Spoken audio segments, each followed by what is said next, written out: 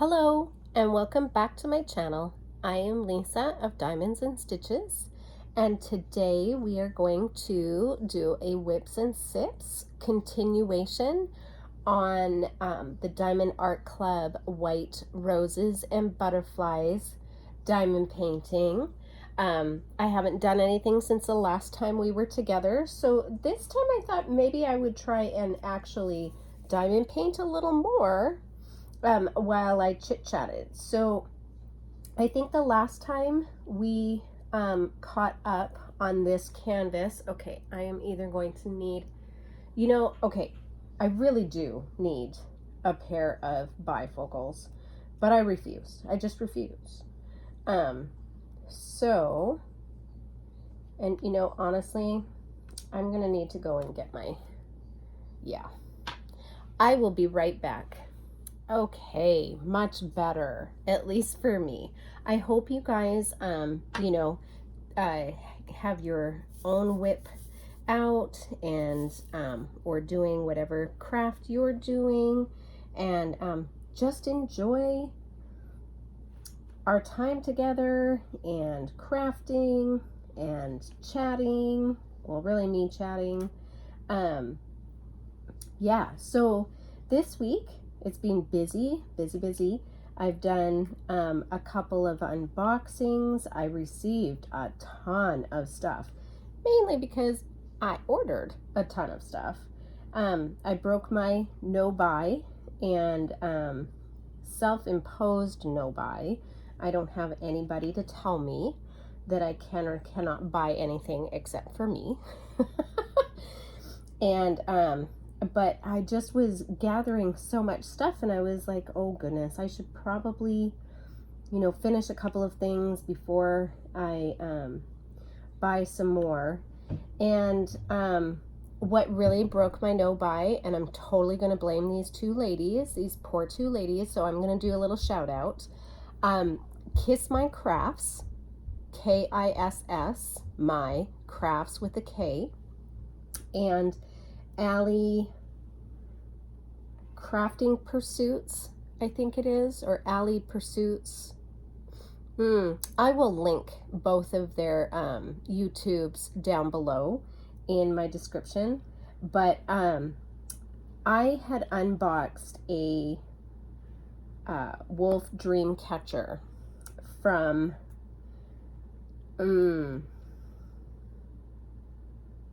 Seniva Meister. Oh my gosh, I got that, and I totally didn't have anything in front of me. Sometimes this brain can remember stuff. So anyways, from Suniva Meister. And Allie had reached out to me and said, hey, I have that same painting, do you want to do it together? And then this other gal, Maritza, chimed in and said, hey, I have that as well, would love to do it with you ladies. And so I was like, that is awesome. Then I thought about it, and I was like, ooh, we should probably make sure that we actually have the same painting, because there are two wolf Dreamcatchers on Diamond Art Club. Well, as it turned out, they actually had the one that is called Dreamcatcher Wolf from JoJo's Art, and I also liked that one, and I was very torn when I ordered the wolf piece. And so because I really bought it for my boyfriend, and as a gift for him, I think I'm going to do it for Christmas, but I really think, he's going to love both. And so so I said I would love to do this with you ladies, and so ordered it up. Well, of course you can't just buy one thing. No. So the dam had burst. The card came out and it said, I'm hot, let's spend. So it had a little party, and it went to Ally Express, and it put its number in, and it ordered a bunch of stuff. Then it went to CES Deals and ordered a bunch of stuff there. It ordered from Diamond Art Club. It ordered from Amazon. It really and truly had a party, you guys. So all of this stuff has been coming in, of course. And so I've been doing some unboxings. So that's kind of a couple of things that happened. And then, of course, myself, like a bunch of other creators, had been reached out to by Victoria's Moon, and to do a review on their canvases. And so that went up this week as well because I received it.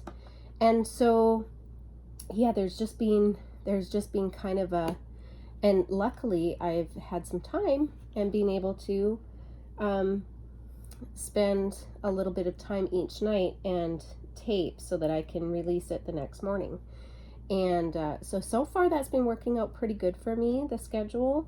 It's not always going to happen, but I do what I can. Also, what happened was the giveaway winners were announced on this week on Monday, and July 29th, and both of them responded, and so their prizes are going out today in Friday's so in Friday's mail. So that's exciting. And what else happened this week? Well, that's pretty much it. You know, work and kids and life. And if you can believe it, we're already in August. I mean, seriously, what the heck happened to the time? So, yeah. So, this Whips and Sips, this piece, I'm just talking about like life things, life events, that kind of thing. As we diamond paint together or craft together, you know, maybe you're cross stitching or crocheting or, you know, making a wreath or making clay ornaments or doing something crafty, and just enjoy having, you know, listening to somebody talk, and that's awesome. So I thought that, you know, I would talk about some life events. And last time I worked on this piece, we talked about hoarding, and so I thought that I would continue with that. And if you did not catch the first video, just a very quick background. My grandparents were, I guess, what you would call minimalistic, but had very nice things, had the latest and nicest of everything. And you know, just they had a very nice house. They didn't have a lot of stuff, but what they had was beautiful, well kept after, and they just knew how to live life in a very nice way, in a good lifestyle. And then my grandma married my grandpa, who was in the Air Force for Canada, and they moved around quite a bit from base to base, depending on where he was stationed, until he retired when I believe my mom was a teenager. And so, you know, when you are a military kid and you pack up, you know, kind of at a moment's notice, you don't get to keep a lot of your things. And so when she became an adult and married my dad, and, you know, had her own house and that kind of thing, the house I grew up in until I was 10 was a showpiece. It just, you know, everything had its place. In fact, my brother and I, this is kind of the funniest thing, my brother and I had a playroom, and I mean, not when I was 10, but I remember this from when I was younger. We had a playroom, and it had a little TV in it that went on top of an armoire, and all of our toys were outlined in either tape or something. I don't remember what it was actually outlined in, but the shape of the toy was outlined. And if the toy did not go back in that place, we didn't have that toy anymore. And, you know, but every cupboard, you know, had a lot of stuff in it. Well, fast forward, when I was 10, my parents bought a Victorian house. Pardon me, sippy time. Bought a Victorian house, and it had a lot of renovations. It had gone through, in its life, it was built in 1901, and in its life, it had gone through a lot of changes. And, you know, it started off as a well-to-do family had it, and then when they sold it, it became a boarding house. And then when it got sold, it went into apartments, like little apartment rooms, sections in the house. And so by the time that we bought, or my parents bought it, it had gone through a lot of changes.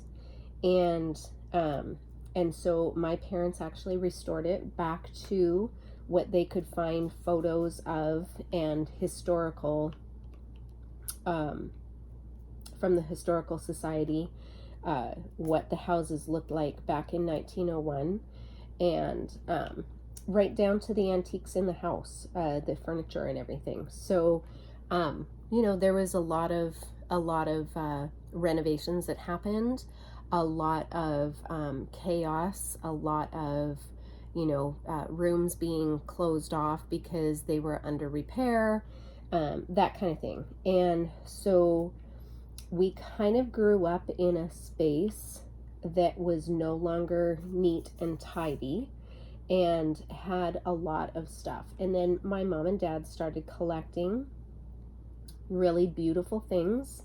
And,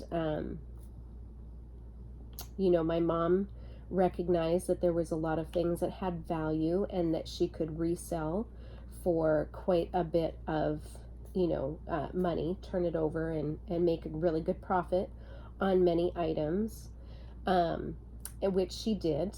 And, you know, spent a lot of time going to antique sales and garage sales and yard sales and antique stores and making connections and, you know, all that, because she stayed at home. And it was just another great source of income for my parents. And yeah, so you know, then kind of fast forward, I moved out. I was 18 when I moved out of my house. And you know, I didn't really know how to clean. I didn't really, you know, I didn't even know how to cook. I mean, what I knew how to cook was because my grandma had taught me, but you know, my grandma did the bulk of everything. And it was just kind of like spending time with her and handing ingredients, you know, kind of deal. And so truly, I did not know how to do a lot of like housekeeping things when I moved out. And while I am in the era of home ec, I was a tomboy. I was completely a tomboy. And I, as soon as they allowed girls to do shop, that's what I did. I ditched home ec in a heartbeat, and I did shop. And part of that is that my home ec teacher told me that I was going to make a horrible housekeeper and wife one day because I could not sew. I wrecked the sewing machine. And everything that I tried to cook at school, I burnt. And so, you know, it was not my gift, clearly. However, in later years, yes, I actually do know how to cook, and I cook quite well. So, I bake better, though. I love to bake. But I digress a little bit. So, so I did shop, and so I didn't really learn, you know, the whole cooking, cleaning. You know, I knew how to keep things neat, obviously, you know, garbages and everything, but yeah. And so when I met my ex-husband, we moved out together quite quickly. We got a 1-bedroom apartment, walk up. little place that was close to West Edmonton Mall. For those of you who live in Alberta and know what the mall is, we live close to that, and you know, we were poor, we were broke, because, you know, you have different priorities when you are a young adult without family and children to look after. You know, I didn't have a car payment at that time. You know, yeah, but we were still broke because, you know, our jobs were minimum wage jobs, and though our rent, looking back on it, like, I just think that it's hilarious. We paid $325 a month for rent for a 1-bedroom, really big apartment. And now today, I mean, well, you wouldn't even get that for $2,300. So it's just such a different world today. But anyway, you know, we went out a lot. We had friends, and we would go out a lot and go to movies or go to the clubs or, you know, the bars or whatever, because the legal drinking age was 18. And yeah, so, you know, that's kind of where our priorities lied. So when we furnished our first apartment, both sets of parents were thrilled because they were able to get rid of their broken down furniture and cast-offs of things that they did not want anymore. So our dishes were, you know, hand-me-downs. Our furniture came from various family friends who were so excited to get rid of their broken down furniture, so that they could have, you know, new furniture. And I remember we got this chair from friends of my ex-in-laws.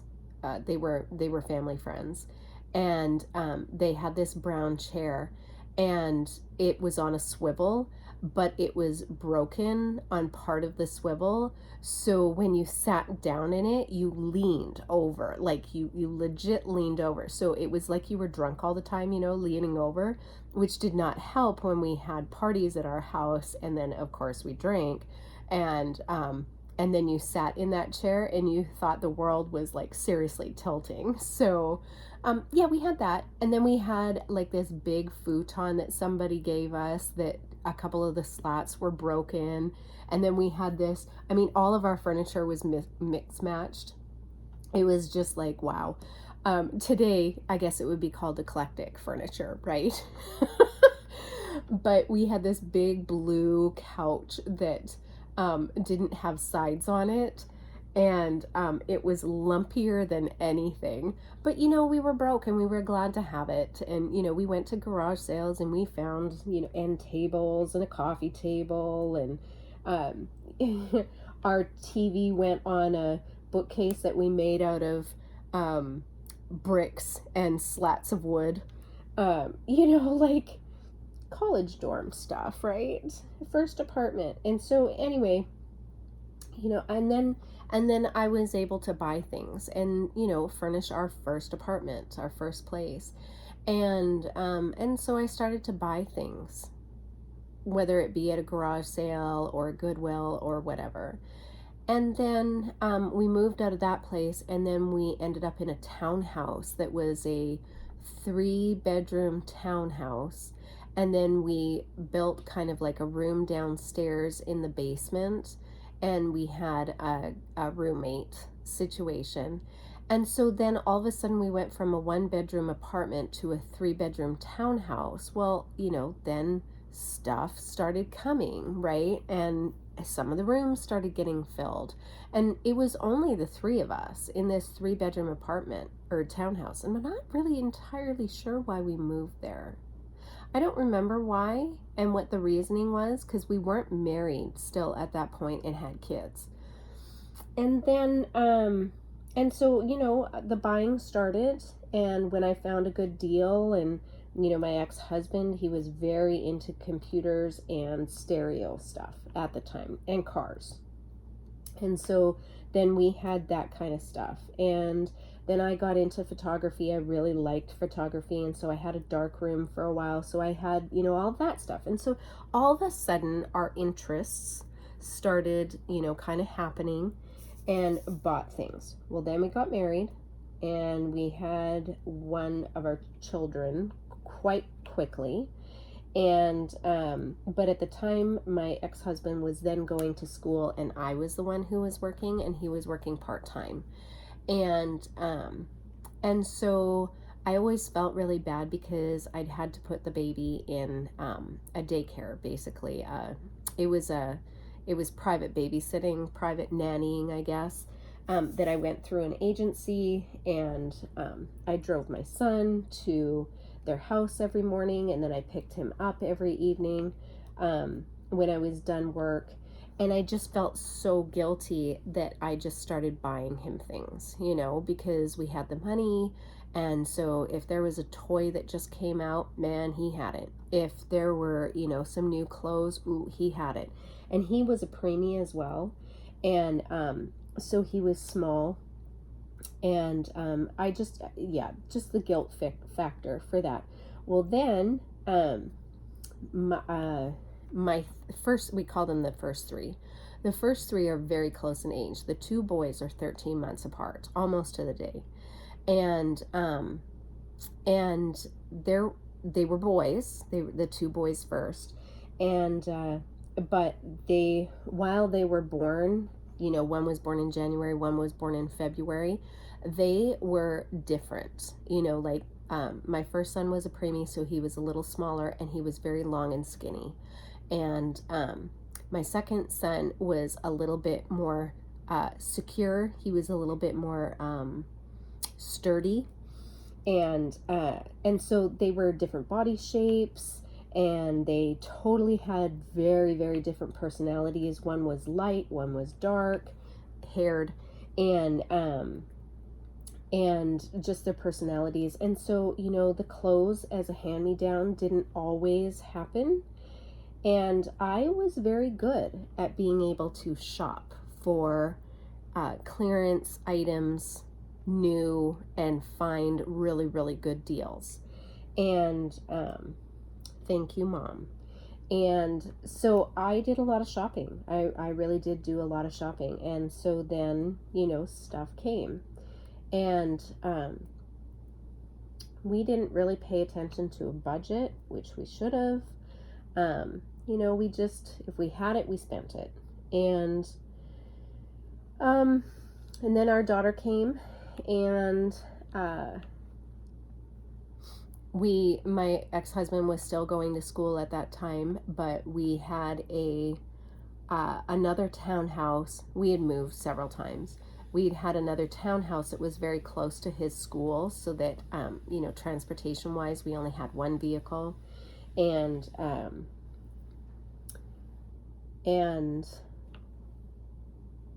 I believe also we were making a car payment at that time as well, because we needed a good car, especially with, you know, all of our kids. And yeah, so there was, you know, the kids had a playroom, and they had every toy that was, you know, came out imaginable. They had it. At this time, by the time that I had my daughter, the company that I worked for, they had a very large, massive layoff because they lost a very large contract, and that division shut down, and it just made more sense to stay at home with 3 kids rather than trying to put 3 kids in daycare, because that's a lot of money. That is a lot of money. And I missed my kids, you know, and so I stayed at home with them, and we went out all the time, because I am not one to sit around and do nothing. I am always on the move. I like to be doing things. And so one of those things was shopping. And, you know, I wouldn't say that I bought unnecessary things, but I would certainly look at a deal and go, oh, well, that's on clearance for $1.97. I should probably buy 5 of them, because I might need them instead of just like one, right? And because it was such a good deal. And yeah. And so, you know, things started getting accumulated. Well, then we bought our house, our very first house. And, you know, the kids had lots of toys, they had lots of books, they had lots of clothes, you know, they weren't wanting for anything, let's put it that way. And we went into debt for that because kids are expensive. There was only one income coming in, and while I might have bought things for the family, my ex-husband would buy things for himself, and his things were quite expensive, and so yep, we just spent, and we had a pretty good lifestyle going, but not affordable, you know, like not one that we certainly would have been able to keep going. And so, you know, my ex-husband saw the writing on the wall and decided that moving to the States, you know, he would be able to make a lot more money. Our lifestyle would be a lot different. And the thought process was it would be better. And, you know, family influence and that kind of thing. And so there were a lot of reasons why we moved. And so when we moved here, I was left with 3 kids in a 3-bedroom apartment, in a place I did not have family or friends. And my ex-husband then traveled to San Francisco for his job every week. And he got, you know, they put him in a really nice apartment building where he got cleaning. You know, he had a cleaning person come once or twice a week to clean his place. Everything was furnished for him. He got a rental car. You know, he was kind of like living the life, and made, you know, quite a bit of money. And you know, our financial situation really picked up quite a bit when we moved to the States. And he worked for the company he worked for, and then because he was considered a consultant, he also got you know, stipend every day for his food and other incidentals. And he didn't use all of that, but the stipend was always there. And so we always had some extra income, which was kind of nice. And we spent it. We absolutely spent it. And so we decided, you know, to move and rented a house after the apartment. And, you know, to give our kids a yard and potentially get a dog again, because we had left a dog in Canada. And, you know, just to have a house in a school district that the kids would grow with, and you know, potentially buy a home in the future and kind of settle down.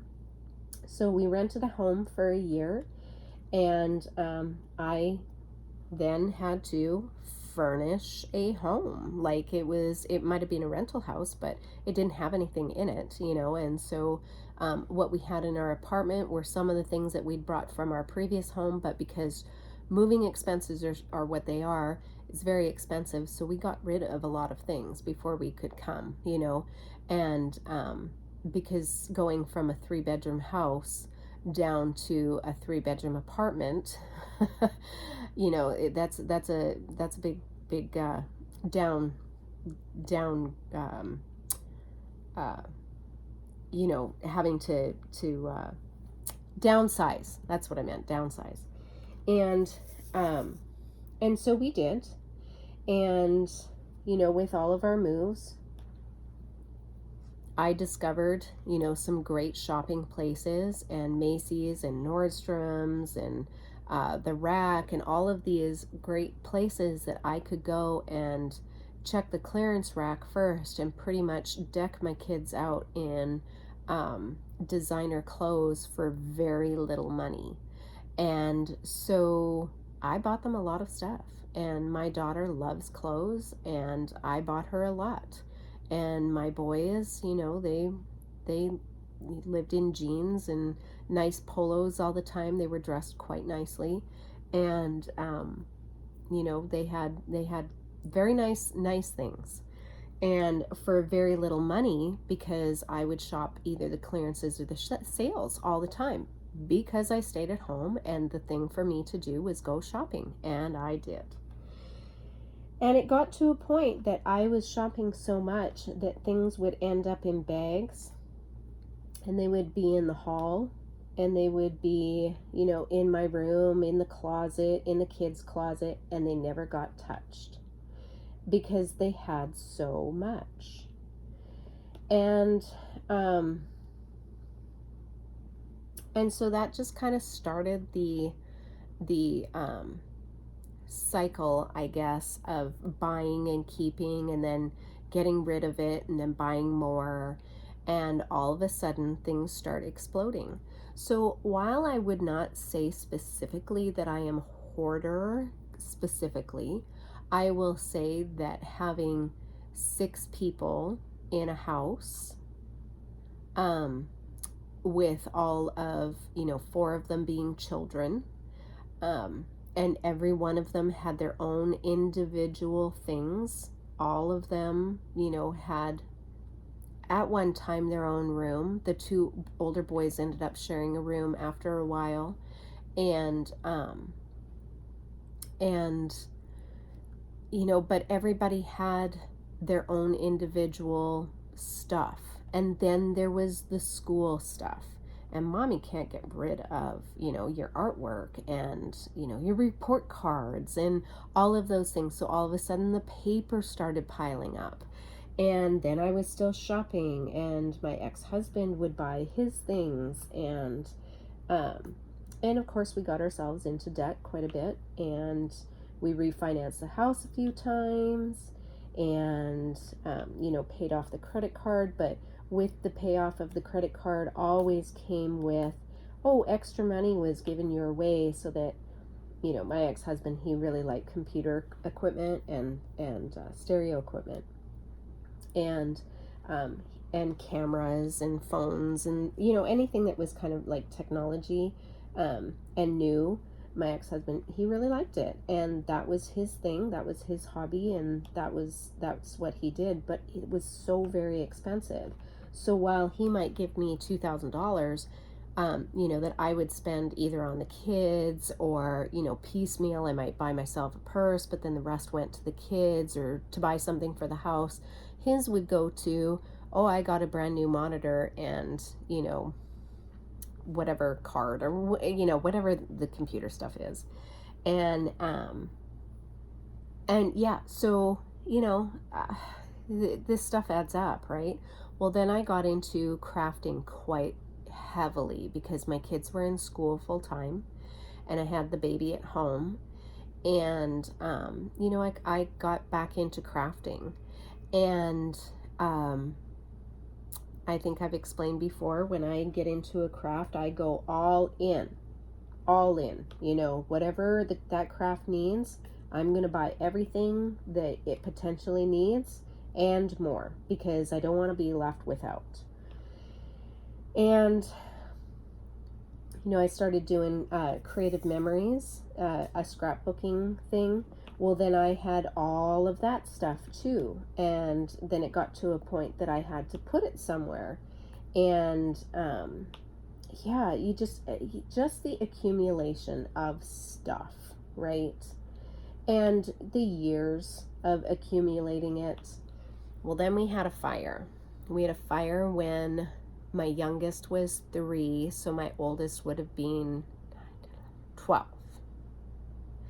And yeah, because he was in 6th grade, going into 7th grade. And we'd had a fire, and it pretty much, darn close to everything. Darn close. Everything that was in the lower half of my house was gone. We were able to save some pictures, But pretty much the fire started in the garage, and which is attached to the house, and it went up into my daughter's room, and just the smoke damage that happened in the upper part of the house, everything had to go. And then downstairs was where the majority of the fire happened, and really bad smoke damage, and so everything was thrown out from the downstairs. And that's where my son's room was. So there was that. And then our family room and the laundry room and where my crafts were. And then, of course, everything that we had in the garage, because we don't have a storage room per se. Everything that we had extras was stored in the garage. And so everything in there was gone. And then everything in the rooms, like all of our clothes, the dishes, anything that was plastic, it all had to go.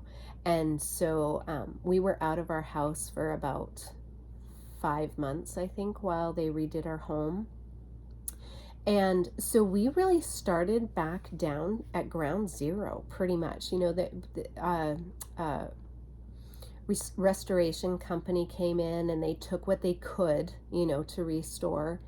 And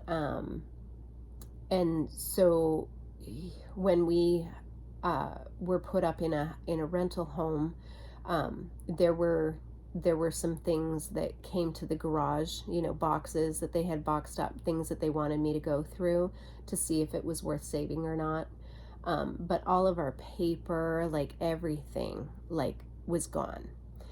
And so when we moved back into our home, we really, the value of the contents of our house, we were given a check for, and then you buy things, to replace what you had.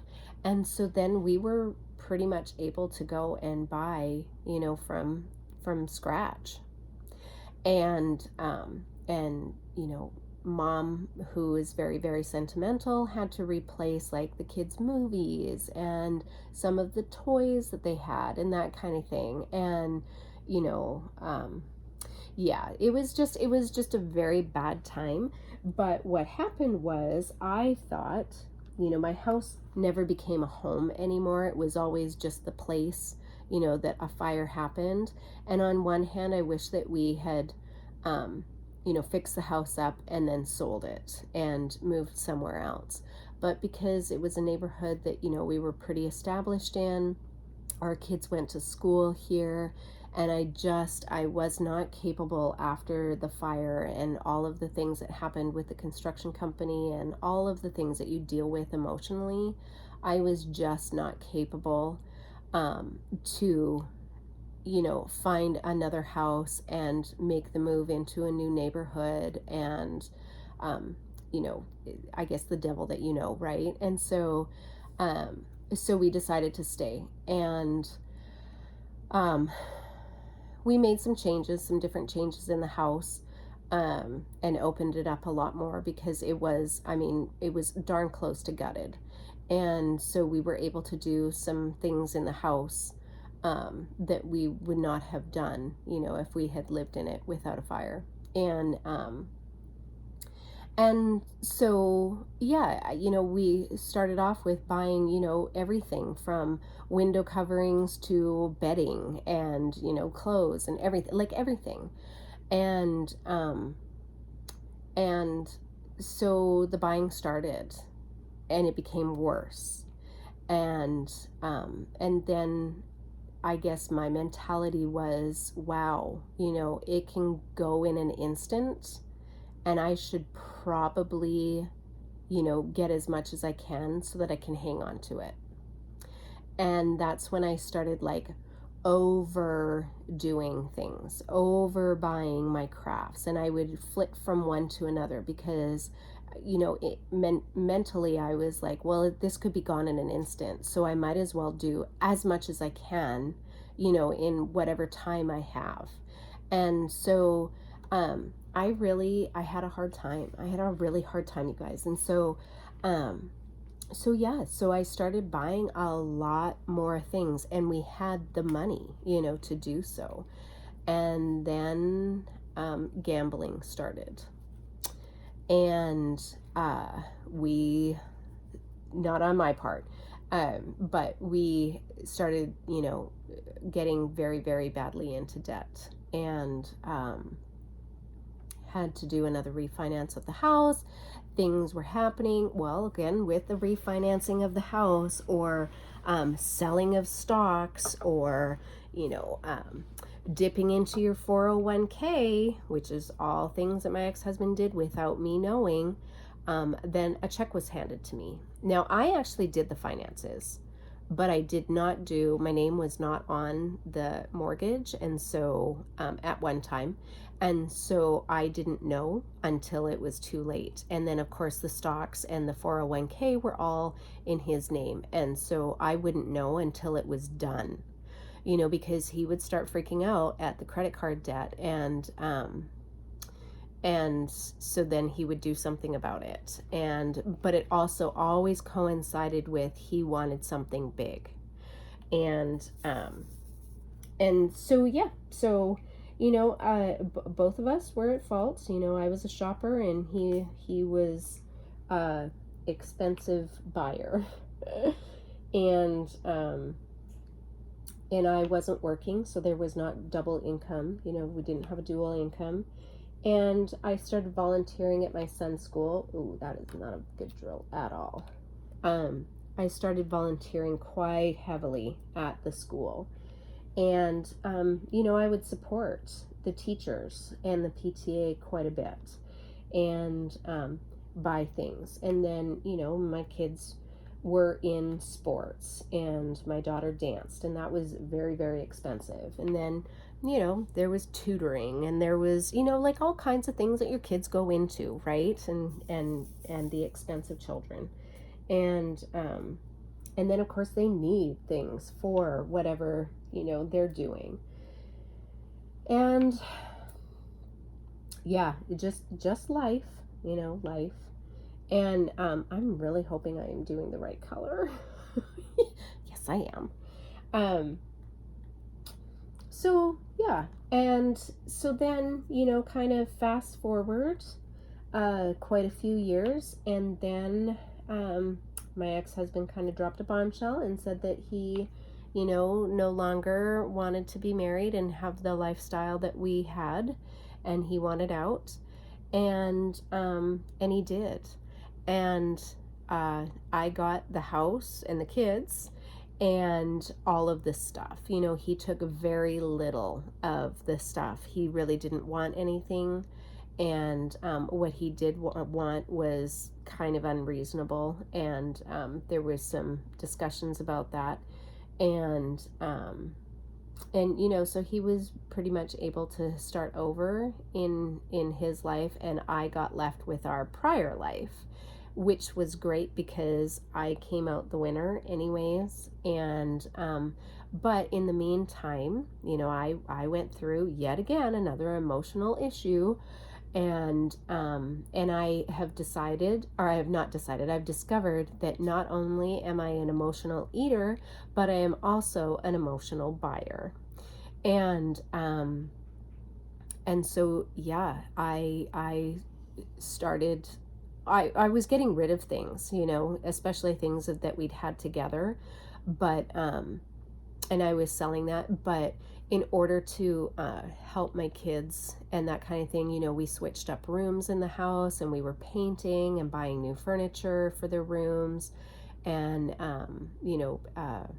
mattresses and that kind of thing, and it all cost money, right?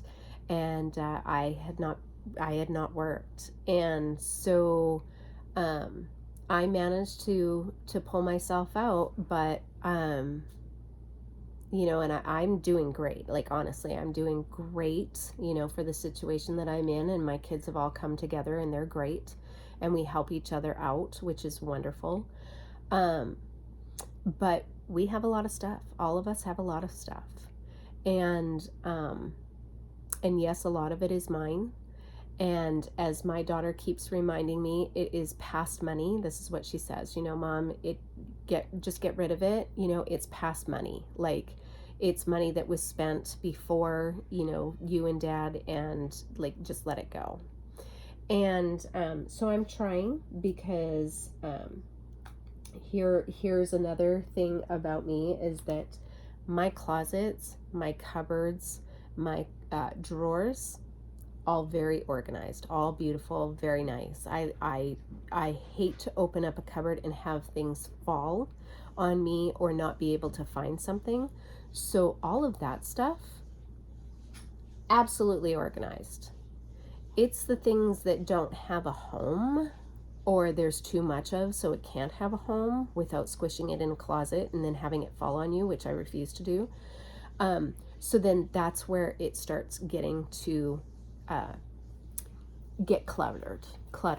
And so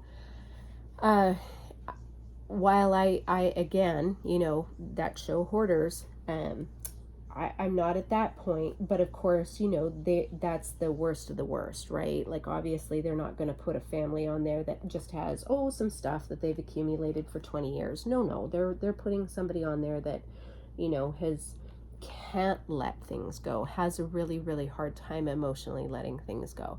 That's not exactly where I'm at.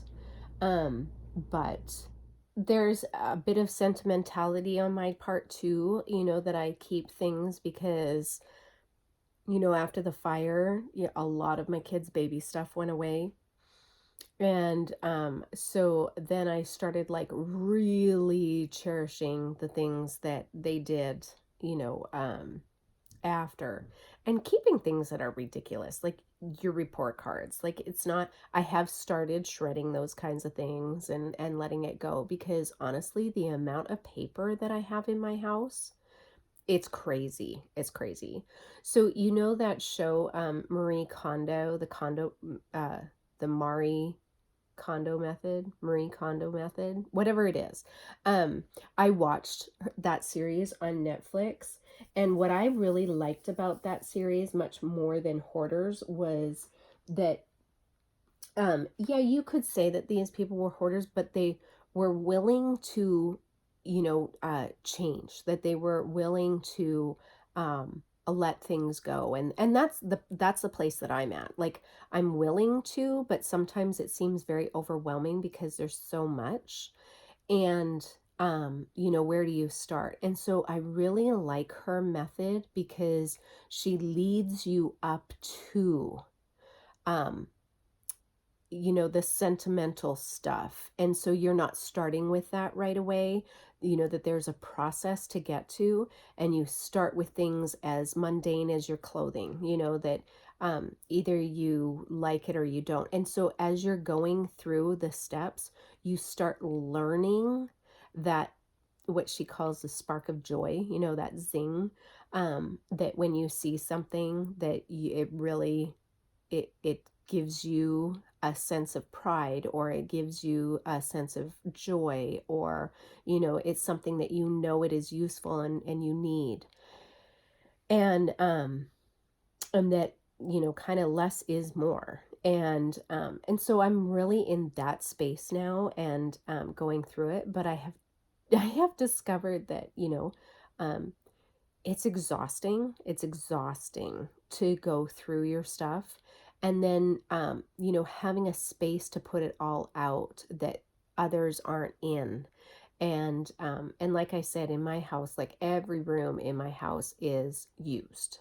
There's, you know, there is not a room that you could just use as a storage room and shut the door and, you know, go in there and clean and sort at will.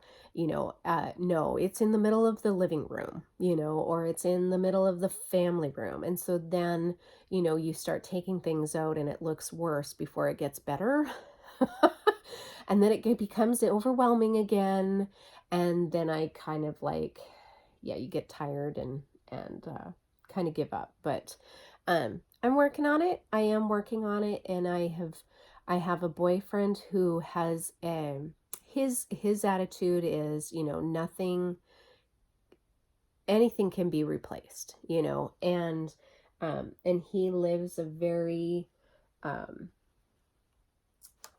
I don't really want to say minimalistic, But he kind of does live that lifestyle, you know, like everything has its place.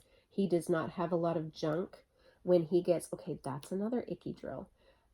When he gets too much of something, he gets antsy and he starts throwing things out. And so I'm very certain that I overwhelm the living daylights out of him because he is, let's just get through the paperwork and get it all done. Whereas I'm like, oh, let's touch it and feel it. I'm like my mom, um, a little. I don't need to go back to it though. Once I've made a decision, I'm good with the decision. Um, but him, he is like, oh, I'll just, you know, throw it out because I don't need it. I haven't looked at it in 2 days. And so I can just get rid of it. Whereas I'm like, oh, we might need that again. And so, yeah. So we have a little bit different, which is why we don't live together. And he has his place and I have mine. However, I have started cluttering up his house. And that's actually honestly when I said to myself, I need to do something about this, because when I started adding crafts over at his house and it was starting to take up a room, I was like, ooh, not only do I have a bunch of stuff at his place, but I have so much at my place. And what in the heck am I doing? Like, not okay. And while having some things there is totally fine, and he's great with, I mean, he is totally, if you want a craft room here, let's make a craft room here. But I don't need one at two places then, that I need triple and quadruple things because some are there and some are here. Yeah, no, that needs to stop. And I have clothes over at his place that are just clothes over at his place. And shoes. I don't have a lot of that kind of thing, but and he has stuff here. And but yes, I have Christmased and Halloweened his house out, and then I've got all the Christmas and Halloween stuff here. And it got to a point that, Michael's, just as an example, Michael's and Joanne's at just before, the holiday hits. So let's say Halloween. Like a week before Halloween, darn close to everything is like 70% off, right? To decorate your house. Well, in my head, I'm like, ooh, I have 2 places to decorate, conveniently forgetting that I already have a bunch of my own stuff here. And I'm like, ooh, oh, joy, there's such pretty things to get, and it's 70% off. And then Joanne's will do like a coupon and say you get an additional 10% off, or you buy 3 and you get, or you buy 1 and you get 3 free. Say what now? And so I bought a ton of stuff last year, you guys. I have enough Halloween decorations to decorate 4 houses easily. Every room. That's a little sad. And so I know that I go overboard on that kind of stuff, and somehow I can't help myself, and I need to figure out why I do it. I mean, I think I know why I do it, but it's getting to the point that I either need to sit on my hands, not take my credit card with me or debit card with me and only have X amount of cash, to buy something, or, just not go shopping, which truly and honestly is not, that's my pleasure thing. It's like an addiction. And yeah, so we will be having a garage sale this weekend and the next weekend. And I've made a deal with my children that what does not get sold in the garage sale is just immediately going to Goodwill. There's not, oh, we could use this, let's keep it. If it was going in the garage sale, the intent was it was either going to get sold. If it doesn't get sold, it just has to go away. And like my daughter keeps reminding me, Mom, it's past money. And as long as I don't spend future money or now money on it, except on the things that I like diamond painting. And we also, I really did a lot of crafts. I did, and with each craft comes a lot of stuff, right? Like even if it's crocheting, you've got all of your crochet hooks and you've got, any kind of paraphernalia that you need to put the stuff in. And then, of course, there's all the yarn.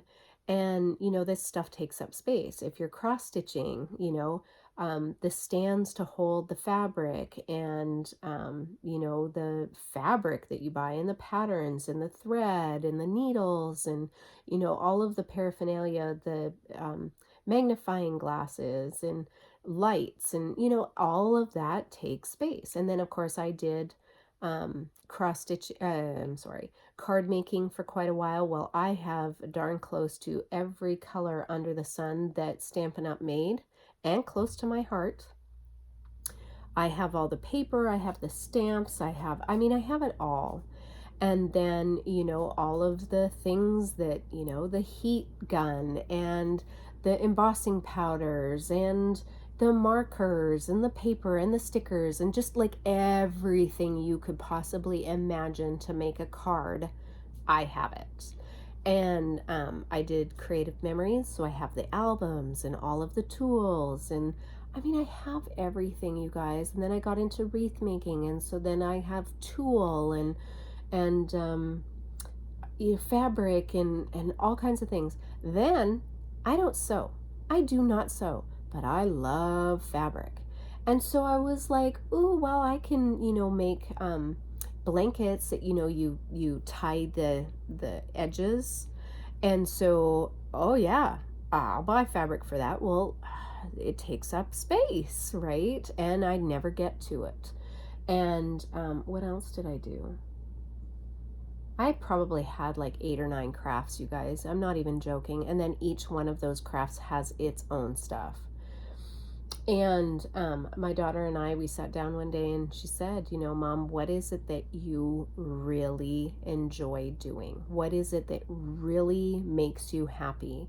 And the 3 things that I actually came like right off the top of my head was cross stitching, diamond painting, and crocheting. And not to the point of all of the stuff that I have, but I have a favorite size crochet hook that I love using. I don't need all the other ones. And there's a certain kind of yarn that I like to work with, and I don't need every color, and I don't need every other kind. And I can also go to the store and just buy enough to make whatever it is that I'm working on and then stop. I don't need to go and buy a bunch for a rainy day and have 17 totes of yarn because I may or may not make that scarf or blanket or, whatever, because chances are I'm not going to. And so I am slowly starting to cull all of that stuff. And then I got into ribbon making. Oh my gosh. Hair bows for my granddaughter. And I went overboard on that, you guys. And I was buying ribbon left, right, and center, whether it was from Joann's or from Raybon, which is ribbons. Oh goodness, what does it stand for? I don't remember. But there's 2 places online that you can buy like specialty ribbon, and specifically for hair, hair bow making and that kind of thing.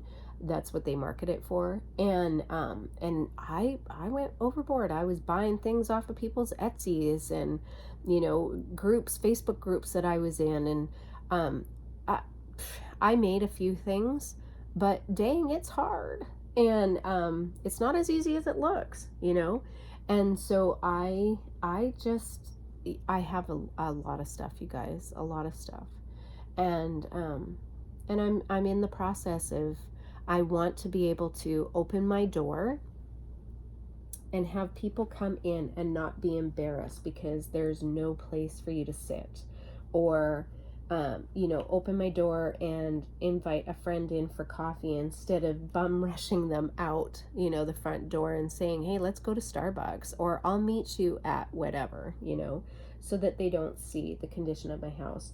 I would love to be able to have family dinners without having to do a, 4-hour clean in the kitchen and the table before anybody can even imagine sitting down and having dinner. And over at my boyfriend's house, we do all of the big holiday stuff over at his place because it's clean, and it's easy for us to make dinner and have the kids come over there. Well, that's not their comfort zone, and while they love going to his house and it's nice and they get fed very well, and there's not the chaos that there is here. Their dogs are here, and like just things that you just become comfortable in, and at some point I'm sure we'll be living together. But yeah, anyways, that's a subject for a different day. But yeah, so that's kind of a little bit of my little story on how I got to where I am, and what I'm kind of doing to overcome it. Part of it also is because my mom, she's having a really, really hard time downsizing her stuff and getting rid of things. And like I said in my last video, when my dad died and I came to help, her get to a point that she could, we know that she's going to need to leave her home one day. It is a huge house for one person, and she's got some health issues and is not able to get up and down the stairs as well as she should. And unfortunately, she lives in a house that has, all of the rooms upstairs are the bedrooms, and then downstairs in the basement is where the laundry is and all of that. And so she, on a very continual basis, does have to go up and down the stairs a lot. And we've been trying, my brother and I have been trying for many years to get her either in a little condo or a one level something, that she would be quite comfortable in. Well,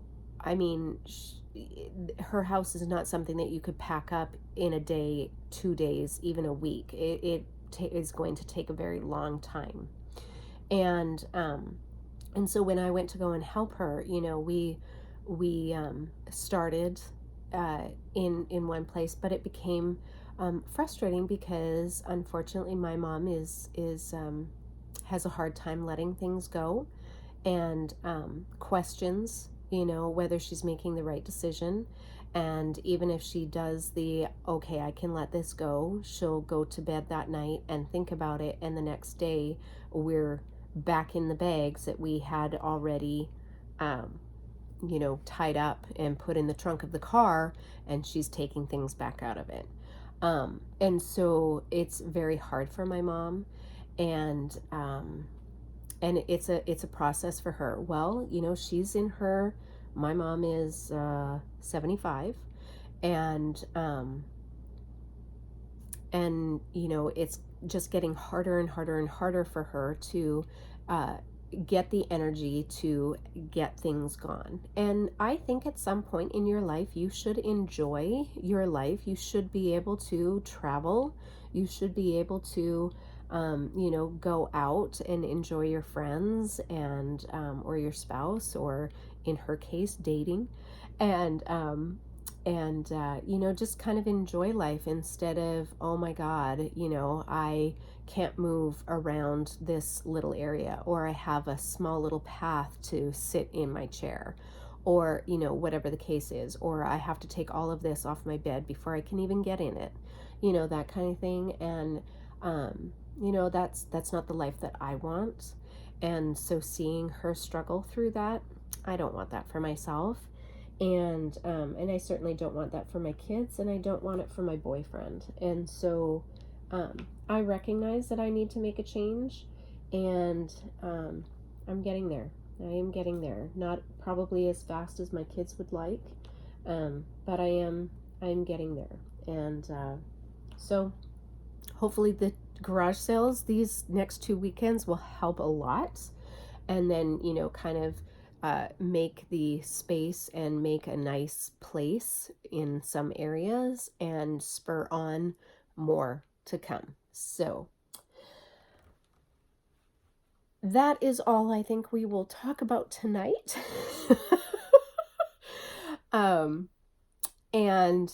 But rest assured, the diamond painting stuff, that's not going away. I really do enjoy doing it. I think that I have enough supplies for quite some time that I don't need to buy anything else for quite a while. And so I will be doing another self-imposed no buy after the next Diamond Art Club release. Darn you, Diamond Art Club.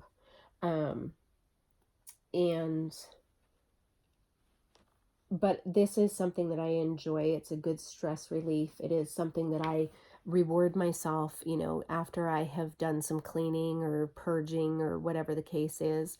And it's something that gives me joy every day, that I see something tangible come out of what I'm working on, and know that either I'm going to enjoy it or I will pass it off to somebody else who will enjoy it.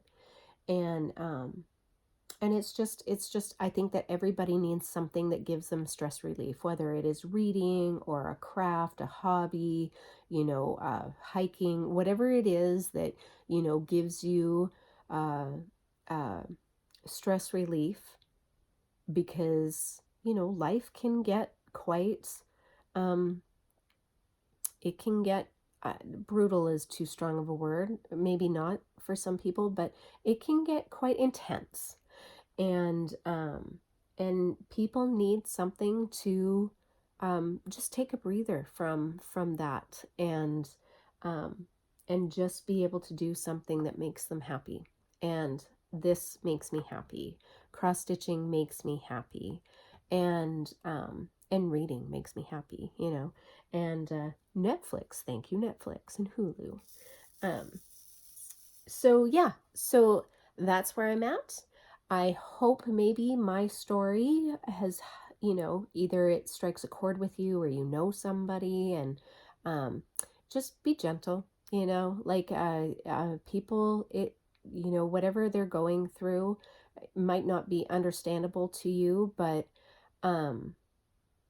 you know, everybody has a process and they need to do it on their time, you know, what makes sense to them. So anyway, thank you for joining me. I hope you were able to craft along with me. While again, I did not get a lot done, I did get a bit done. So, and I am loving how this is already starting to take shape, and I actually see a little bit going on here. So looking forward to the next color, which I am going to start the next time we work on Diamond Art Club's White Roses and Butterflies. All right, thank you for joining me, and I hope to see you in my next video. Bye-bye.